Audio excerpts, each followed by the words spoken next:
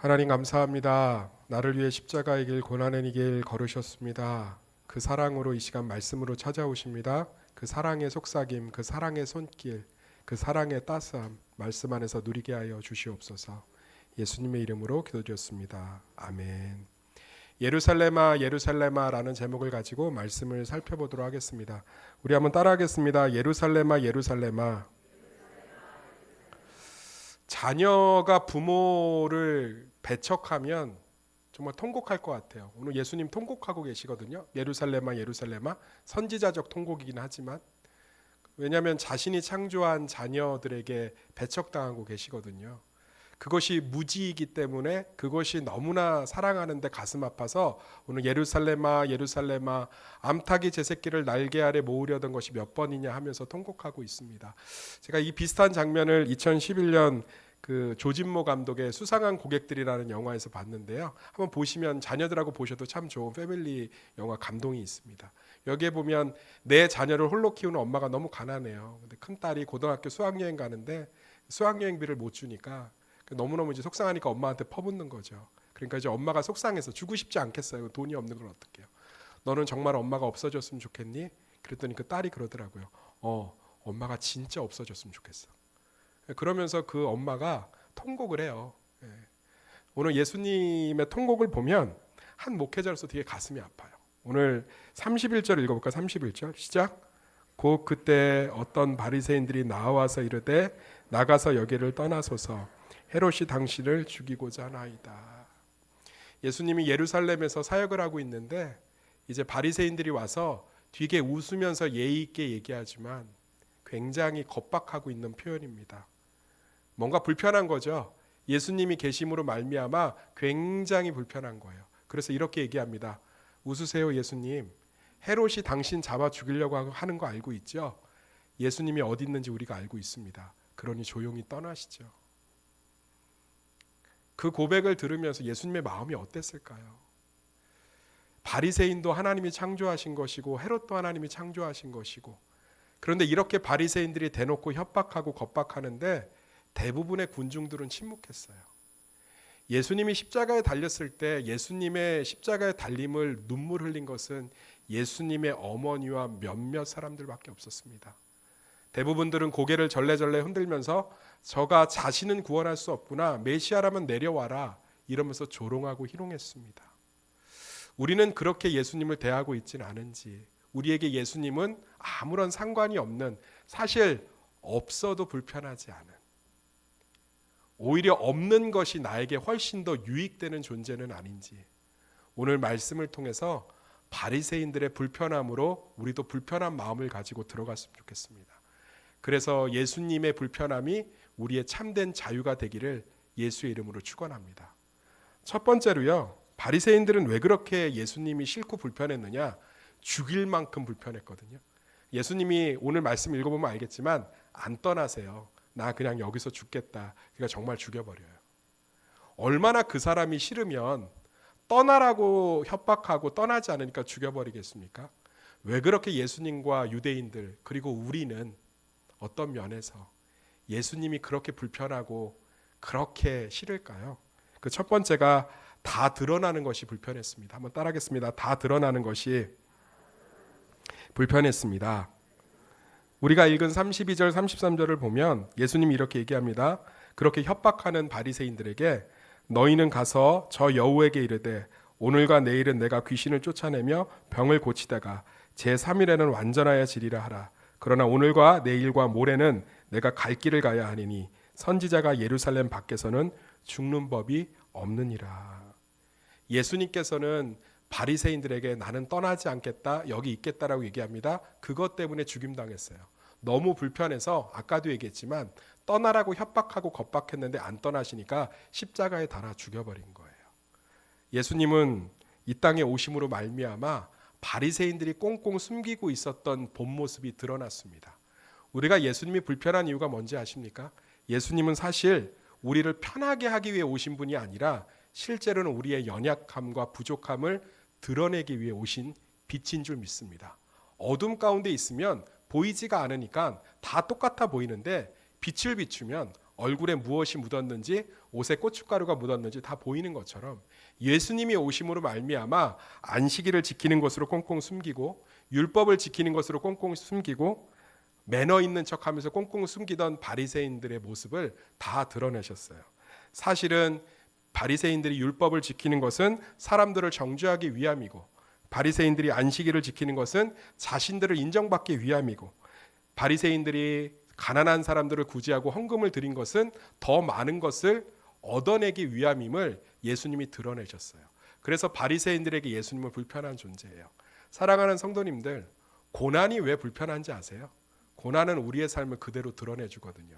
생각보다 우리가 가난하다는 것을, 생각보다 우리가 힘이 없다는 것을, 생각보다 우리가 연약하다는 것을 드러내주기 때문에 고난이 불편한 거예요.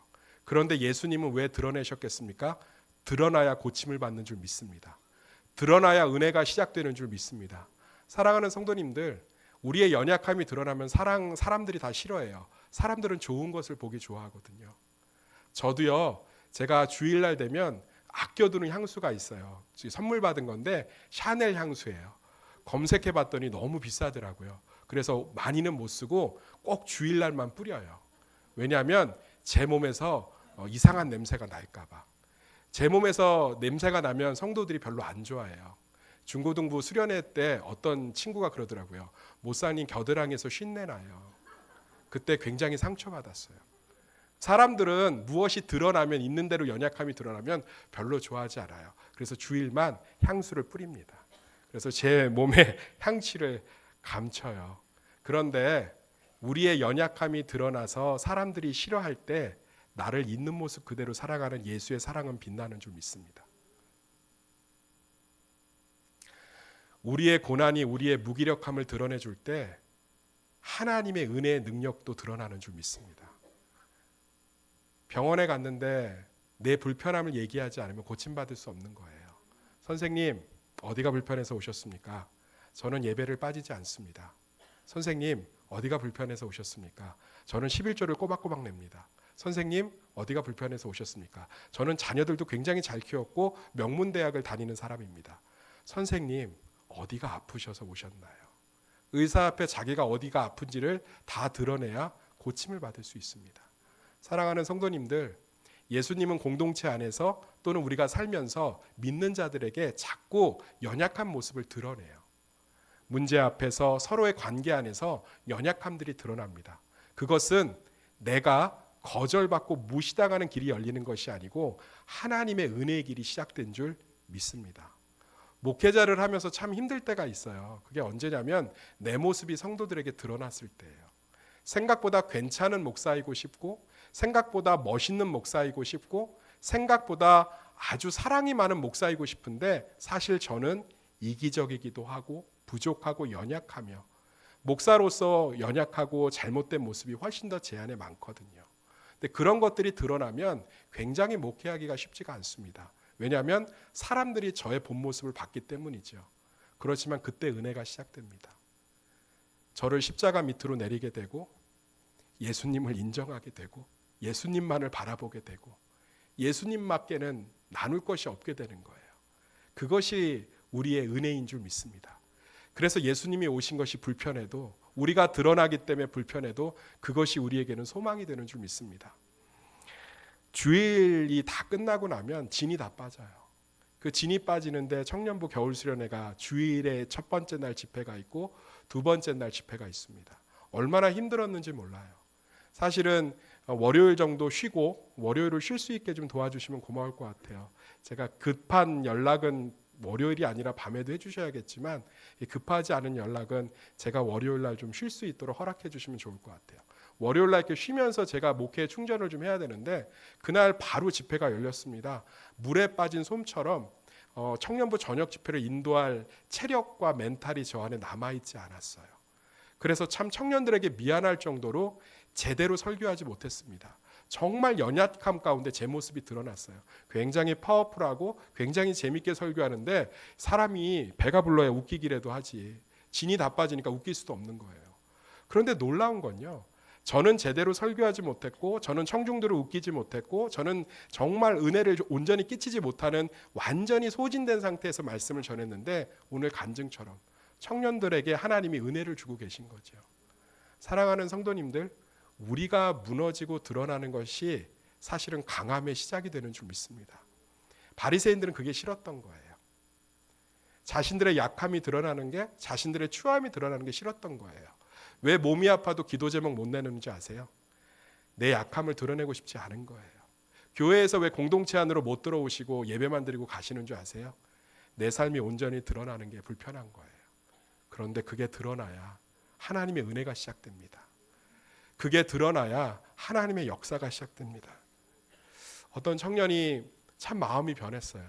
열심히 하는 청년이었지만 마음이 변했습니다. 제가 그 청년과 긴 대화를 하는데 그 청년이 그러는 거예요. 목사님, 참 신앙생활 열심히 했습니다. 얼마나 열심히 했는지 목사님이 아실 줄 믿습니다. 제가 보증해요. 참 열심히 했어요. 그래서 제 안에 다른 사람들에 대한 정죄가 있었습니다. 교회가 왜 이래? 성도가 왜 이래? 나밖에 생각하지 않았어요. 그런데 제가 실패하고 넘어지고, 제가 연약하고, 연애에 실패하고, 직장에서 실패하고, 친구 관계에서 실패하고 나니까 제가 깨달았습니다. 내가 하나님의 은혜 없이는 살 수 없구나. 그런데 저는 실패했는데 예수님은 저를 온전히 사랑하시고 그대로 일하시는 걸 경험하면서 저는 이제 제 마음밭이 바뀌었습니다. 사랑하는 성도님들, 우리의 모습이 드러나는 거 참 불편하지요. 그런데 그게 나예요. 그렇기 때문에 우리는 예수가 필요한 줄 믿습니다. 그 모습을 드러내기 싫어서 예수가 필요 없는 바리새인으로 사시겠습니까? 아니면 그 모습이 내 모습이어서 예수님이 필요한 예수님의 사람들로 사시겠습니까? 여담을 드리자면 예수님은 공생의 3년 동안 북쪽과 남쪽을 나뉘어서 활동하셨어요. 대부분의 시간은 북쪽에서 가버나움과 갈릴리를 중심으로 활동하셨고요. 잠시 요단강 물줄기를 따라서 남과 북으로 이어져 있거든요. 그것을 따라서 활동하시다가 공생의 사역 마지막에는 남쪽인 예루살렘에서 사역하셨습니다. 북쪽은 상대적으로 가난했어요. 가버나움이 큰 도시긴 했지만 예루살렘의 한 작은 모임의 세금만큼도 거쳐지지 않는 굉장히 가난한 도시였습니다. 거기서 예수님이 활동할 때는 굉장히 많은 사람들이 예수님을 따랐어요. 그들의 삶은 있는 그대로 드러났기 때문입니다. 가난했고 병들었고 약했고 힘이 없었기 때문에 메시아인 예수가 필요했습니다. 그렇지만 안타깝게도 예루살렘에서 활동할 때 우리가 본문을 다 읽지는 못했지만 오늘 본문 23절에 보면 예수님께 이렇게 질문해요. 예수님, 가버나움 북쪽에서는 당신의 사역이 굉장히 왕성하고 열매가 많이 맺혔는데 왜 남쪽에서는 믿는 사람이 이렇게 적습니까? 라고 오늘 본문 말씀 23절에 누군가가 질문을 해요. 왜 예수님을 그렇게 남쪽에서는 영접하지 않았을까요? 자신들의 연약함을 꽁꽁 숨기고 연약한지 모르고 살았기 때문에 그렇습니다. 그렇지만 자신의 연약함이 가난을 통해서 질병을 통해 드러났던 북쪽 사람들은 예수님을 영접하는 것이 원활했어요. 사랑하는 성도님들, 고난 가운데 있으십니까? 하나님의 은혜가 시작되는 시간인 줄 믿습니다. 나의 연약함이 공동체 안에서 드러났습니까? 나를 온전히 사랑하는 하나님의 사랑이 시작됐습니다. 가족 안에서 직장 안에서 관계가 틀어졌습니까? 하나님의 은혜가 시작된 줄 믿습니다. 우리의 약함은 하나님의 시작인 줄 믿습니다. 그것이 우리의 최고의 평강이 되시기를 예수의 이름으로 축원합니다. 두 번째로 안정이 무너질 것 같아 불편했습니다. 한번 따라하겠습니다. 안정이 무너질 것 같아 불편했습니다. 우리 34절 말씀 좀 다 같이 읽겠습니다. 짧으니까 한 절 시작.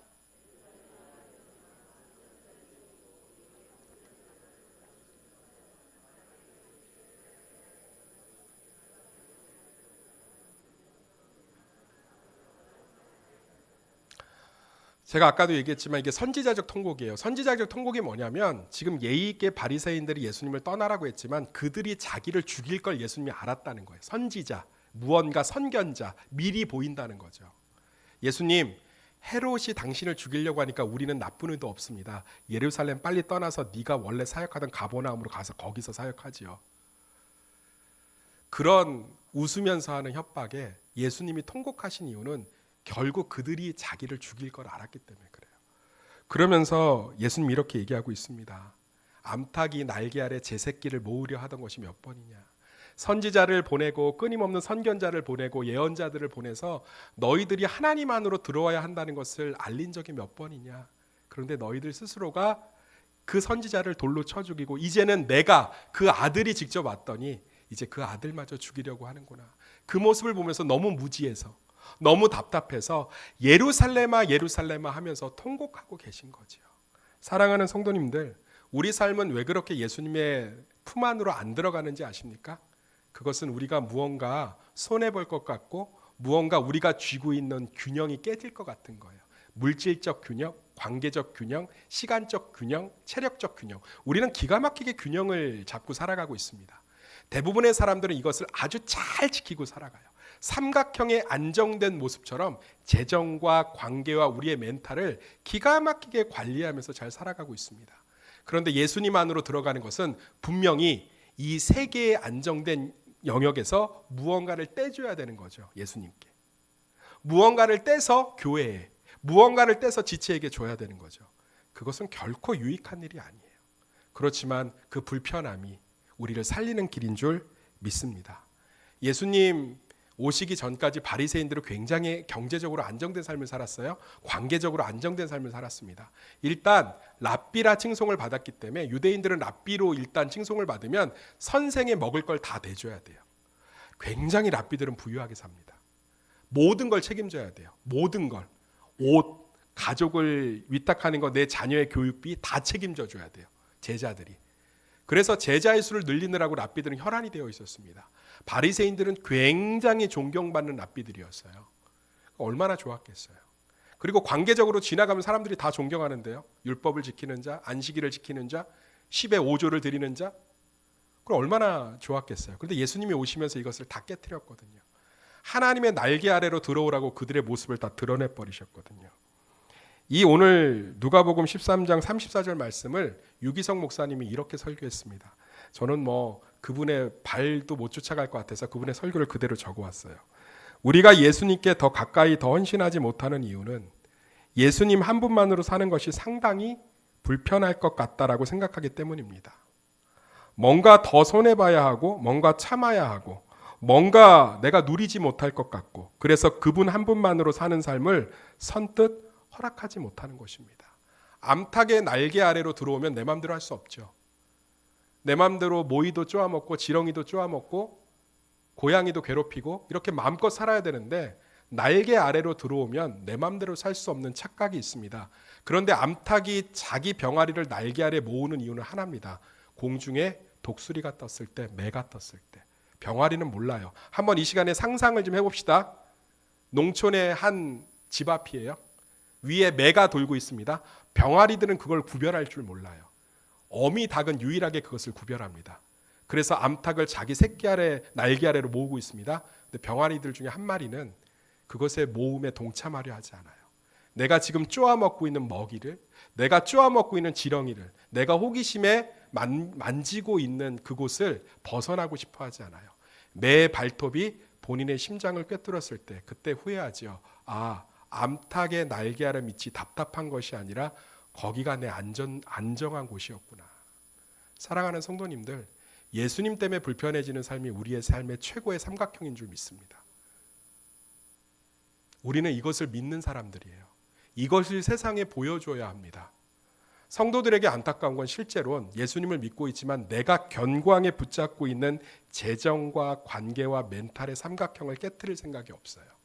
이것을 깨트리지 않는 범위 내에서 예수님께 들어옵니다. 그래서 겉밖에는 못 들어와요. 날개 아래 들어오지 않으면 매를 피할 수가 없습니다. 저는 협박을 하는 것이 아닙니다. 예수님께서 우리에게 자신들의 날개 아래로 들어오라는 것은 우리를 위한 일인 줄 믿습니다. 우리는 그 믿음을 가지고 우리의 안정이 깨지고 우리가 불편해져도 예수님의 안정으로 들어가야 되는 줄 믿습니다. 시간과 삶과 마음을 들여서 물질을 들여서 예수님의 안정으로 들어오십시오. 그분이 우리의 뚝을 메꿔주시고 우리의 터진 뚝의 방패가 되어주셔야 우리 삶은 유지가 될 수 있는 줄 믿습니다. 그 믿음이 우리 가운데 온전한 자유를 주는 줄 믿습니다. 마지막으로 세 번째, 우리는 예수님 때문에 불편해져야 합니다. 더 불편해져야 됩니다. 따라합시다. 예수님 때문에 더 불편해져야 합니다. 제가 35절 말씀을 읽어드리겠습니다. 보라, 너희 집이 황폐하여 버림바 되리라. 내가 너희에게 이르노니 너희가 주의 이름으로 오시는 이를 찬송하리로다 할 때까지는 나를 보지 못하리라 하시니라. 오늘 말씀의 핵심이죠. 이런 거예요. 예수님 필요 없습니다. 떠나시지요. 얼마나 가슴이 아팠겠어요. 지금 매가 돌고 있는데 지금 병아리가 뭐라고 하냐면 어미닭에게 그만 날개 아래 모으세요. 답답하니까. 떠나세요. 빨리 치킨이 되시든 삼계탕이 되시든 백숙이 되시든 떠나주시지요. 마늘 발라버리기 전에. 그러니까 예수님이 오늘 뭐라고 얘기하냐면 그래 떠나줄게. 그리고 떠나셨잖아요. 지금도 이스라엘 가자 지구 팔레스타인 보세요. 예수님 몰라요. 떠나셨잖아요. 제가 이런 질문 드리겠습니다. 예수님 때문에 불편해지지요. 예수님 때문에 안 불편해져서 살림살이 나아지셨습니까? 예수님이 지금 이 반어법으로 지금 응답하고 있는 거예요. 떠나달라니까 떠나줄게. 떠나서 너희에게 뭐가 유익이 됐니? 너희들이 내가 보낸 선지자가 없어지길 원해서 없애서 너희 삶에 무엇이 유익했니? 내가 보낸 말씀의 사람들을 다 그렇게 때려 죽여서 너희 삶에 무슨 방향이 있었니? 내가 보낸 선견자들을 그렇게 다 못 박아서 죽여놓고 너희 삶에 무슨 평안이 있었니? 우리가 한번 질문을 던져봅시다. 예수님 안으로 성큼 들어오지 못하지요. 아까도 얘기했어요. 손해보는 삶이기 때문에 그렇죠. 불편한 삶이기 때문에 그렇습니다. 참아야 되는 삶이기 때문에 그렇습니다. 주일날 놀러 가는 것을 포기해야 되는 삶이기 때문에 그렇습니다. 그래서 무엇이 나아지셨나요? 저는 지금 예수님의 화법으로 얘기하고 있는 거예요. 그래 떠나달라면 떠나줄게. 그래서 뭐가 나아졌니? 제가 아까 건호 얘기에 저도 은혜를 받았어요. 제가 설교 마지막에 그랬거든요. 실컷 노세요. 건호 2, 3년 놀았지요. 다 해봤어요. 그리고 이게 아닌가 싶으면 들어오시기를 소망합니다. 예수님의 화법, 그래 떠나줄게. 내가 떠나서 무엇이 나아졌니? 나아진 게 없다면 다시금 날개 아래로 들어오면 어떻겠니? 이 화법이에요. 할렐루야. 제가 TV를 봤는데 어떤 뚱뚱한 연예인이에요. 개그맨이에요. 굉장히 몸이 안 좋습니다. 그래서 병에 걸렸어요. 그래서 이제 예능 프로그램에서 건강검진을 받는데 뭐 거의 죽기 직전이더라고요. 그래서 무엇도 먹지 말고 무엇도 하지 말고 무엇을 하면서 운동도 하고 이렇게 해야 됩니다라고 선생님이 얘기해 주니까 그 연예인이 그러는 거예요. 이렇게 살 바에는 안 살겠습니다. 그러니까 그 선생님이 내과 과장 선생님이 되게 멋있게 얘기하더라고요. 제가 설교 때 써먹어야겠다고 메모했다가 오늘 써먹어요. 그렇게 안 하고 사셔서 드시고 계십니까? 그렇게 다 먹을 거 먹고 싶다고 해서 지금 드시고 계세요? 그거 마음껏 먹으라고 지금 먹지 말라는 거예요. 사랑하는 성도님들, 불편하게 못 살겠지요. 예수님 때문에. 예수님 때문에 손해보면서 못 살겠지요. 예수님 때문에 참으면서 못 살겠지요. 자랑도 해야 되고 티도 내야 되고 불평도 해야 되고 서운함도 드러내야 되고 움켜도 줘야 되고 계획도 놓을 수는 없고. 그래서 무엇이 행복하십니까? 그래서 행복하십니까? 우리 정말 다시금 예수의 불편함으로 들어오시기를 예수의 이름으로 권면합니다. 라이프 투게더가 시작됐습니다. 저희 교회는 2개의 큰 행사가 있습니다. 부활절을 맞이해서 한 영혼을 초청해서 전도하는 라이프 투게더가 있고 추수감사절에는 장결자, 오랫동안 예배의 자리를 떠난 사람들을 기억해서 초대하는 해피 투게더가 있습니다. 라이프 투게더 한 영혼을 작정하고 그들에게 복음을 전하는 것은 불편한 일입니다. 그런데 예수님의 불편함으로 한번 들어가 봅시다. 그래서 그분이 주시는 참된 평강, 참된 여유, 참된 은혜를 누리시기를 소망합니다. 예수님 때문에 참 불편하지요. 주일날 자지도 못하고 피곤하고 어디 한번 제대로 갈 수도 없고.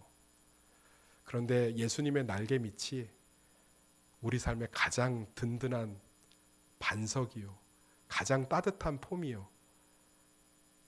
가장 평강이 넘치는 요단강인 줄 믿습니다. 예수님 때문에 불편해짐으로 말미암아 진짜 세상에 줄 수 없는 자유와 기쁨을 누리시는 성도들 되시기를 예수의 이름으로 축원합니다. 기도하겠습니다. 우리 이 시간에 정말 다음 주 작정을 위해서 기도했으면 좋겠습니다. 한 영혼 한 영혼들 정말 이렇게 예수를 믿을 수 있도록 예배의 자리를 회복할 수 있도록 그들을 생각하면서 다음 주 라이프 투게더 작정 때 정말 우리 가족들과 친구들과 지인들을 좀 함께 기도하며 초청하는 시간을 한 달 동안 잘 할 수 있도록 그것들을 위해서 기도해 주시고, 우리 마음 가운데 예수님을 위한 불편함들이 늘어갈 수 있도록 그것들을 위해서 우리 시간에 잠깐 기도했으면 좋겠습니다. 기도하겠습니다. 하나님 감사합니다. 예수님 우리 때문에 불편해지셨습니다. 십자가에서 우리가 당할 수치를 당하셨고 모든 것들을 그분이 당하셨습니다. 예루살렘을 떠나시면 안정됐지만 우리 때문에 예루살렘에 머무시기로 했고 그것 때문에 죽임당하셨습니다. 하나님, 이제 우리가 예수님 때문에 불편해지기를 소망합니다. 예수님이 나를 위해 당하신 수치 내가 당하기를 원합니다. 이번 라이프 투게더를 통해서 정말 한 영혼이 구원을 받고 살아나는 놀라운 역사를 일으킬 수 있도록 하나님 은혜 베풀어 주시옵소서. 예수님 예루살렘을 떠났으면 가버나움에서 참 평안하게 사역하셨습니다. 그러나 나를 위해 그곳에 계셨습니다. 나 때문에 불편하셨고 나 때문에 수치를 당하셨고 나 때문에 죽임을 당했습니다. 이제 내가 예수님의 불편함으로 들어가려고 합니다.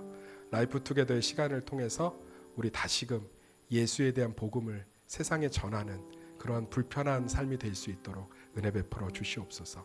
예수님의 이름으로 기도드렸습니다. 아멘.